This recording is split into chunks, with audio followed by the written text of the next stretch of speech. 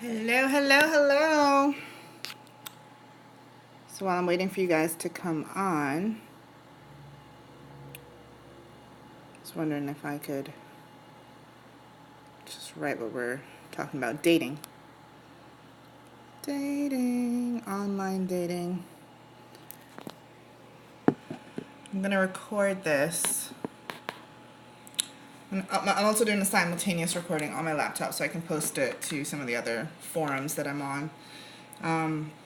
But yeah, I wanted to talk to you guys tonight about dating, and I see it a lot online. I see it a lot with my clients. Dating in this world is kind of unusual. We have all of these apps to connect and all these apps to disconnect, and you have to come offline to find yourself, and then you have to go online to talk to a real human being. So it's kind of confusing, and I just wanted to give this a little bit more highlight and find out what's really going on. I have my own opinions, and I wanted to know what you guys thought as well.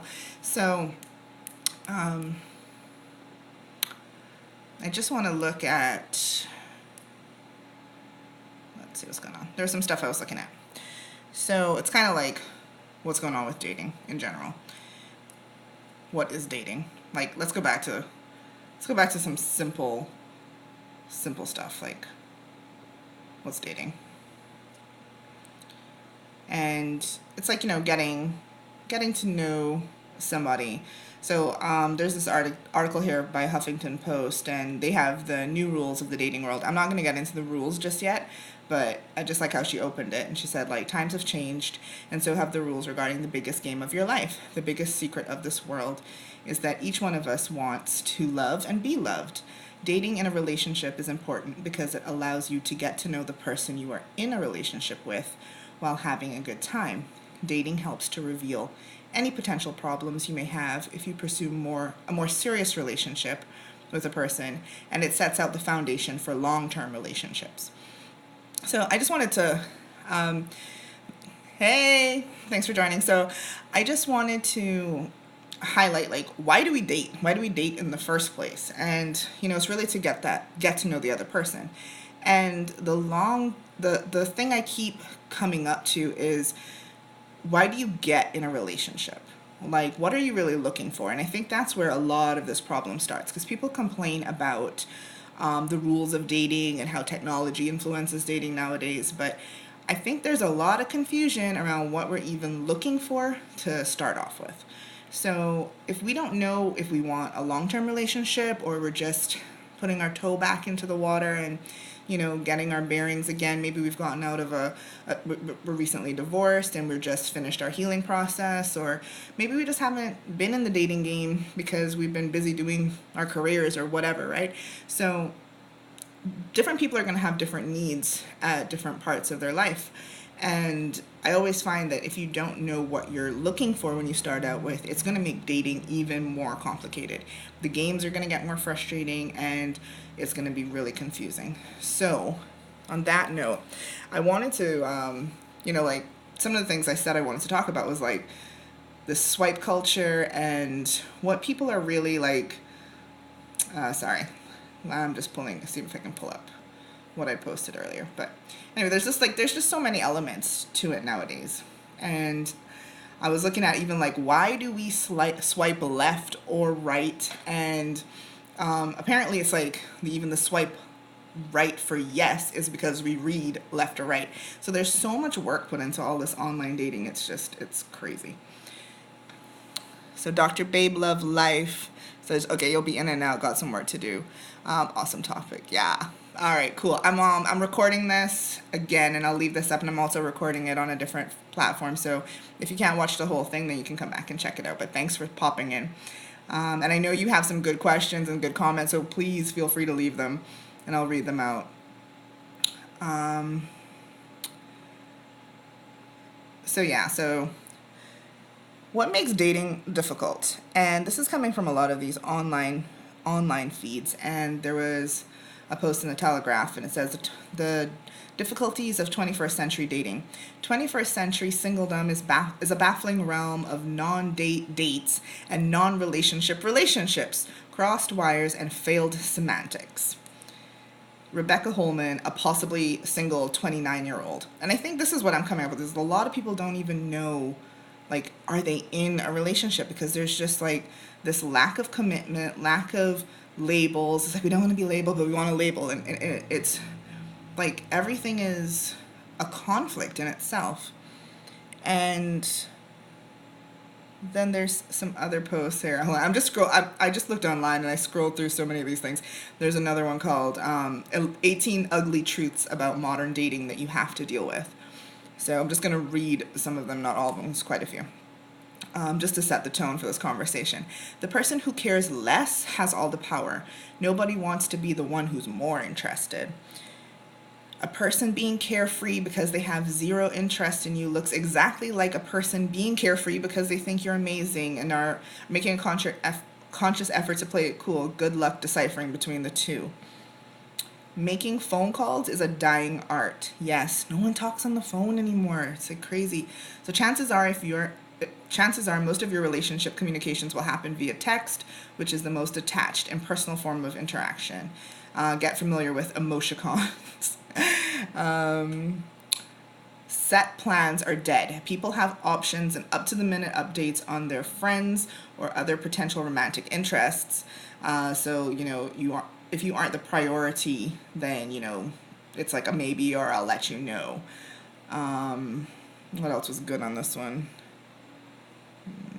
Some people just want to hook up and see. And if you're seeking more than sex, they won't tell you that they're the wrong person for you, at least until not after they've scored. So many people are scared of commitment and being official that they'll remain in a label-free relationship, which blurs the lines and only works until it doesn't. So that's we're just talking and are we together? Are we just together? I heard a comedian once say, she was like, if you hit it twice, then we go together. She made t-shirts. That was awesome. Social media creates new temptations and opportunities to cheat, and the private messaging option for subtle flirtation aren't an excuse or validation for cheating, but there certainly increases the chances of it happening.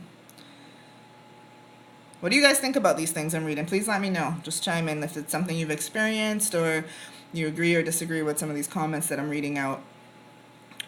Social media can also create the illusion of having options, which leads to people looking at Facebook as an attractive people menu instead of a means of keeping in contact. Yeah, that's kind of gross, the people menu. Yeah. I'm just going to read a couple more of these out. If you aren't likely to see much of someone's genuine, unfiltered self unless you're actually in a relationship with them. These are all the difficulties. Let's read two more. When dating, instead of expressing how they feel directly to you, a person is more likely to post a Facebook or Instagram status. Yeah. If you get dumped, it's probably going to be pretty brutal. I mean, like, how do you deal with the rejection? Like, it was bad enough before when you had rejection that was just, you had to deal with the normal breakups, right? And now it's like, oh, you have to unfriend. I mean, do you unfriend people when you break up with them? Like, what's the general synopsis? It's like, do you break up on good terms and you remain friends? You just change your status. But even then, like, I remember, like, one breakup I went through and it was like a huge deal changing my status from in a relationship to single. And it was like, ooh, it was icky. And like, it's so public. And it's one thing, I mean, we already in Cayman, for those of you who are like in this community, or if you live in a small town, it's already bad enough that people know, like, you break up and you kind of like, you hear about it and whatever, but it's like now the whole world knows what your relationship status is. So, how do you guys deal with that? Is it that and do you block them? Do you block people? And it's like the emotional rejection was like, oh, we can't even remain friends. Oh my gosh, that's a lot of stuff.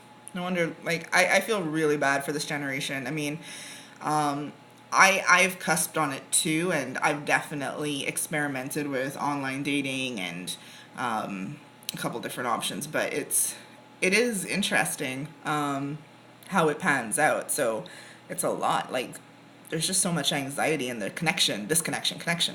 It's totally weird. Anyway, I want to jump to another article here. This one was kind of this chick made some really good points. She's 22. And she said she never really thought of the significance of it. But while she was in a relationship, she heard people complaining a lot about the single life. It was on articles and from her friends, and it was all over the place. But until she was single, she didn't really understand what everyone was complaining about. But she realizes everything is so damn complicated. No one asks you out on a date. That is so true. When was the last time you asked somebody out on a date, or you were asked out on a date? It's like, can we hang out? What does that mean? So I love how she puts it, so I'm just going to read it how she has. Nobody asks you out on a date. They just ask you to hang out. So after you do, you can spend the next 3 days that you're supposed to be ignoring them, wondering exactly what it meant. Did you go see a movie? Go to dinner? Have sex in your car? Fly to Paris and get drunk? Be careful. You guys were just hanging out. It was casual, right? I don't know. I wonder what he's thinking. What did our car sex mean to him? I have a simple solution for those of you who struggle with these haunting questions. Ask the person. Oh, wait, you can't. Right? Because we live in a world, and then she goes on, she's like, we live in a world where people are afraid to feel anything genuine, or at the very least afraid to show it. So when someone's angry with you, there's no phone call asking you to talk about it. They just get passive aggressive. And she's like, don't hang out 2 nights in a row. And if all the rules are so weird. And if you texted the last time, like basically she goes on to describe what I discussed from the other feed, that it's just a lot of game playing and a lot of, I don't care about you, so I'm going to wait and see who texts who, and I'm going to play it cool. And so what do you guys think about that? Like, is that all bullshit? Because what I'm hearing is that people are so sick of the inauthentic behavior, and yet we all keep doing it. How many of us actually are like legit upfront in our relationships? Thank you. I'm getting some hard stuff, so I'm like touching on something here. Authenticity in relationships. She goes on to say, why can't I just call someone because I like talking to them? Why does showing I care make me needy? If I act angry when a guy blows me off, I'm just a crazy bitch. So my only other option is to complain to my friends and wait in anxiety until he finally texts me back. And, so basically her idea is, let's all stop being little fucks. Respect each other enough to tell them the truth. If someone makes you happy, tell them. If someone inspires you, tell them. If you're not interested in someone, please just fucking tell them. Don't ignore people until they disappear. We need to grow up and stop leaving people hanging around with unanswered texts and cryptic social media posts. I love that. Oh my gosh. So, there it is. And like I said, it seems like there's all of this. Laurie, so did I write this in my sleep? Yeah, exactly. And that's the thing. And I ask again, we're all feeling this. We all, and regardless if it's a romantic relationship, I think it's even more complicated when it's a romantic relationship. But regardless of if it's a romantic relationship or not, I'm sure we do this even in our friendships. Like, it's so easy to just text. I have a friend who makes it a priority to call people at least once a month or so, and definitely on special occasions, because she's like, I just get so sick of not talking to my friends. So I'm just gonna see if there's any comments, because I know I've been reading a lot. So let me just scroll back up real quick. Okay. Yeah, you guys are just agreeing, hate the games, why is it so complicated? But then why do we allow it to be complicated? So the question I'm asking is like, we're perpetuating it, right? So we continue to play it because we think that this is how we have to play the games, but yet we hate it. So are we willing to take that stand and say, like, I'm not playing the games. I'm going to be straight up with you. I'm going to be honest with you. And I have found that the relationships that I have started on that note, whether they've gone anywhere or not, it's been so much more easier and refreshing. And it's not easy to change your pattern when you're like kind of been subscribed to playing these games for a while. Even if you don't know you're playing them, sometimes we think we're not playing it, but we actually are kind of playing them, right? So it's not always easy to break that pattern, but when I've really tried to just be like, you know what, I don't care. I'm just going to be honest. It really sets the tone. And I was reading a book by Osha called Intimacy. And they're saying that you can never get to that level of intimacy if you're scared of being honest. There is this way deeper level when you can tell somebody that you're angry and they know that it has nothing to do with whether you love them or not. It doesn't make them a bad person. That you can just be angry with somebody because they did something to hurt your feelings, and you can express that, and it doesn't have to be the end of the world. You guys can have a talk about it, or you can just say, like, I was mad at you, and let the space open and let it heal, let it pass, find the solution. Even if the person isn't sorry, it's like, okay, well, we're just gonna have to agree to disagree on that one, all right? But at least you know how to deal with it. But it's not all that passive aggressive crap, right? All right, I had some more good stuff. I want to see what you guys think about this. So apparently, I'm back to the Huffington Post, and I'll post all these. I'm recording this. I'll put it on my website and maybe Facebook or something, because I know Facebook peeps that don't have Instagram for them aren't gonna be able to see this. So I want to post this up, and I'll post all the links that I'm reading this from. But new rules for the dating world. So rule number 1: no more waiting games. They put this on here like these are the official new rules, and it's so weird. So I'm just reading it. You guys tell me what you think, if you agree or you agree. Some of them are statements, some of them are, I don't know, impressions. Rule number 1: no more waiting games. It's done, dead, over. Yes, no more waiting 3 days after a date to contact your new love interest. As the dating rule book certainly isn't law, don't wait 3 days to call him or her. Just do it. If you had an amazing first date, text your date, and the very next day, they'll let you know how you feel or whatever. And I think that's honest, and I think that's cool. I don't think we should have to wait. But then it kind of contradicts everything else that the other social media posts and all the experiences that the millennials are saying that they experience. Like, they're still, do I wait? Do I not wait? This is saying that you can be authentic. Rule number 2: he asks, she pays.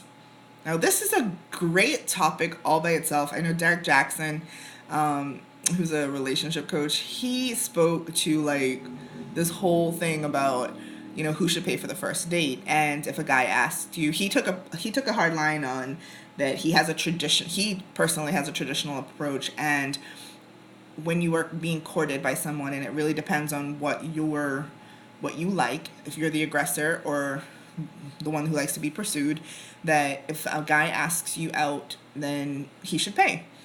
But he's like, but if you're the aggressor and, you want to ask a guy out, then you should pay. But he's kind of like, you do have to know where your roles are. It doesn't have to be male, female, but you have to know the type of person you are. And that's where a lot of people get confused.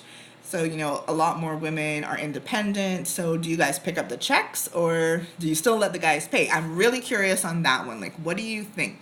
Should you still pay, or should the guy pay? Who pays? So if you're just joining me, we're reading through some of the new rules of dating. And, this one we're talking about, like, who pays on the first date. So let me know what you guys think.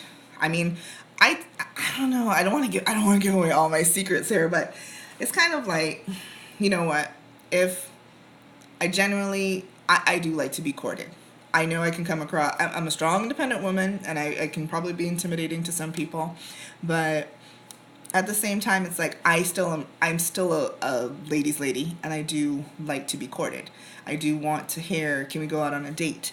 And I do want you to pay for dinner.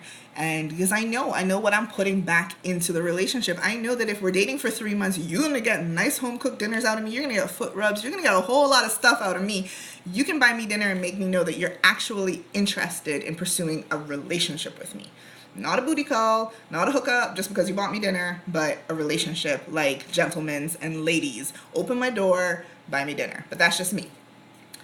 But I'm not remiss to picking up a check. And especially if I feel like, I don't want to lead this guy on. I don't want him to think that I took advantage of him. Then, I might say, let's split it.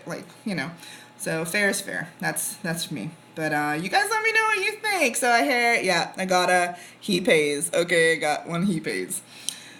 All right. Rule number 3, ensure every date is fun. Not only does trying to make your date happy make you feel good, but it also but is also one of the first signs of attraction. I don't know, this is kind of a hard one. Let me read on a little bit just to make sure I'm not judging her or his post unnecessarily. Studies show that when taking someone out on a first date, the primary factor that will determine the success of the event is how much fun it was. The couples who go on adventurous trips, camping, snorkeling, or visiting theme parks together experience much more fun than couples who don't go anywhere. Um, I get what they're saying. It's kind of like put a little bit of effort in. Um, I kind of, my version of this is put a little effort in. I think everybody's version of fun is, and I mean, like, suppose you like collecting stamps and you just guys want to sit home and go through a stamp collection. That's not necessarily fun for me, but I mean, like, that might float somebody's boat. I don't know. Take me to the gun range. But, all right, like, I get what they're saying. At least put some effort into the date and kind of maybe the thought into the person that you're asking out on the date. What do you think they would like, or and be yourself and be romantic and whatever it is. So let's see. Your past is always present. This is rule number 4. Prepare to be Googled. Your dates are digging for your past before they even shake hands. If you were arrested 20 years ago at a protest, be prepared to talk about it. What do you think? Past is the past, or does this include exes? Is the past the past? I mean, like, yeah, sure. I mean, sometimes I Google people, sometimes I don't, but I think if it's part of your life, then it's obviously going to come up at some point. That's a little bit of common sense, but at the same time, it's like, I don't know. What do you guys think about that one?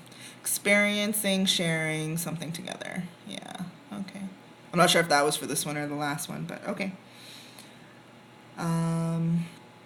Rule number 5, 40 is the new 30. I don't know. I get it. It's like, you can still be young at heart and age is just a number. But then what happens to 20-year-olds? And I think like teens and young people, I think they struggle with who they are and finding themselves at that age, at that young age. So if like 40 is the new 30 and 30 is the new 20, then what happens to 20-year-olds? Are they even adults? Like, they've worked so hard to get to 21 to be an adult, and then, you're telling them that 30 is the new 20. Like, where does that leave them? Are they back at being teenagers? I think it's a little demoralizing. But what the article is actually presenting is they're saying that it's not just Jennifer Aniston and Demi Moore who look amazing and decades younger than they actually are. We are all living longer these days, and in many cases, aging a lot more gracefully. Maybe it's time to reconsider widening your dating age parameters. Yeah, and I mean, and then you got a lot of people that are more mature than their age or less mature than their age. So, again, I think it's just a personal choice. I don't think it really matters, the age thing. So rule number 6, do not ignore red flags. This one could not be any more like amen for me, because I think this is something we do a lot. And I spoke to it on this week's Reality Wednesday, that like we will see something, we will settle for something that we don't like, or we'll see something and we'll know it's not for us, it's not lined up, we're not aligned with that for the relationship we're looking for, but we completely ignore it. So it's like, while it's important to give your date a fair shot, it's also important not to ignore glaring signs of incompatibility, misaligned value systems, or rambunctious behaviors. If you're not comfortable around someone, pay attention to the red flags. Don't force yourself to stay in a bad situation or say yes to a date that you know, without a doubt, can lead nowhere. So wait for your Mr. or Miss Right. 100% agree, because it really, really irks me when somebody gets into a relationship they know wasn't meant for them, and then they stay in it, and then they're like, well, I can't leave because I've been in it for 3 years and I'll have wasted that 3 years. Like, you're going to waste another 3 or 4 or 5 or 10 more years, sweetie. So get out now, or don't get in. Rule number 7, the world is smaller than ever. Thanks to the technology, the world has become a smaller place through Skype, Hangout, blah, blah, blah, all this stuff. You can manage long distance relationships, and you can enjoy your virtual dates. Moreover, marriage does not give the license to kill dating. You must plan a romantic date with your soulmate, check in, blah, blah, blah, blah, blah, blah, blah. All right, I'm just going to go out on my limb on this, tell you all my personal experience with this online stuff. And I wanted to know if there was anybody who, whether it's Tinder or Match.com or eHarmony or any of these, Plenty of Fish or whatever, right? Okay, Cupid. Have you ever hooked up with somebody and ended up in a healthy or, pretty good long-term relationship? So whether you were looking for a hookup or a long-term relationship, have you ever had a successful relationship through any online dating site? And when I say successful, I mean, even if it ended that you don't feel like it was a total waste of your time, maybe you just guys went your separate ways or whatever. I want to know, because my experience is people get online and they think, oh, the dating pool around me is small, or I need to expand my horizons. But so many people are like, don't want to travel. They don't really want a long distance relationship, but they go looking for a relationship somewhere else. And I think it's really interesting. And you still have this mentality of pretending and not really telling the truth about who you are, what you want in the relationship when you're filling out your profiles. And I think that's a whole weird, like, culture. It's almost like it wastes more of your time, because then you have to filter through all of these people, all of the good, the bad, the ugly of the online dating world is right there with access to you. And some people don't put a lot of personal information, and then they wonder why they don't get any likes. And then some people put a whole bunch of information, and people are like, oh, well, it's like you're just telling us everything about yourself. Okay, so hold on. I got some comments coming in on this. I have a friend who is still dating a guy she met online 2 years now. That's cool. All right. I experimented with them to see what they were all about, and the only use they played for me was keeping my company by texting when I was bored and lonely. Yes. Yeah, I pretty much had the same experience, Dr. Babe. Like, the bigger takeaway I had from that was that I could find out what I really wanted in a relationship, because I loved the questions. And I was like, how willing was I to be honest about some of the questions that they asked? Because, you find yourself going, oh, wait, if I answered this, is that going to get me lean over it? And it's like some of the questions are really yes and no, and some have a broader range. So I thought it was a really good tool for me to be honest with myself about who I was and what I wanted in a relationship. Yeah, I think if you live in a big city or someplace where you have a lot of access to people and it's not that hard to just drive over, even if it's like an hour or two, right? But when you're talking about having to take flights, I think it gets a little more complicated. So update on so the couple that were dating online for 2 years, they started long distance and then she moved closer. And and that's the thing. It's like, I've seen where people have declared they're willing to move, and obviously if you're going to start in a long distance, somebody's going to have to go somewhere. You're both going to have to decide to start your life somewhere else. But again, it's like, I found that there is this kind of still unwillingness, and people say that they're open to it. Like, I got that a lot, because I'm here in Cayman, and there's people all over the world that I had access to, and some of them are, they say they're open to new relationships, open to long distance relationships, and then they're like, you're too far away. So I was like, how long is long distance?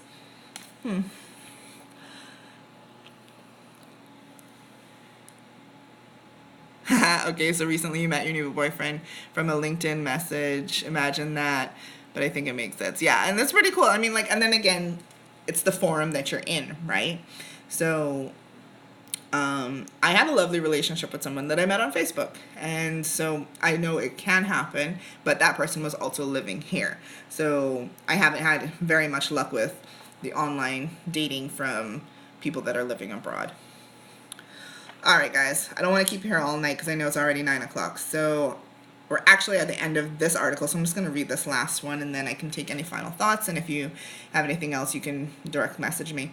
any other comments. But the last rule, number 8, is end it well.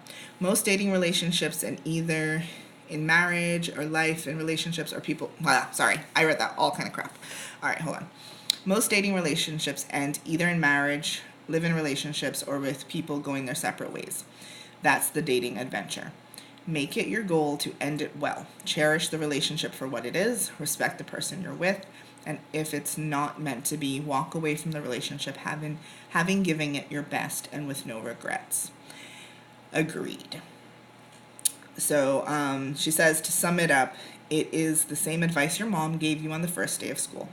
Be yourself, present yourself authentically, laugh at the things you find funny, share your personal viewpoints on topics, wear your favorite geeky sweater, and give your date an opportunity to get to know the real you. So I'm going to leave it there. Thank you so much for watching, guys. Thanks for chipping in and for your comments and for your time. So if you have any other comments, you can just send me a direct message. And again, I'll post this up for you to share with anybody that might have wanted to see it and didn't get the chance, or if you want to watch it again, and I'll have the links posted with it. All right, good night. Mwah.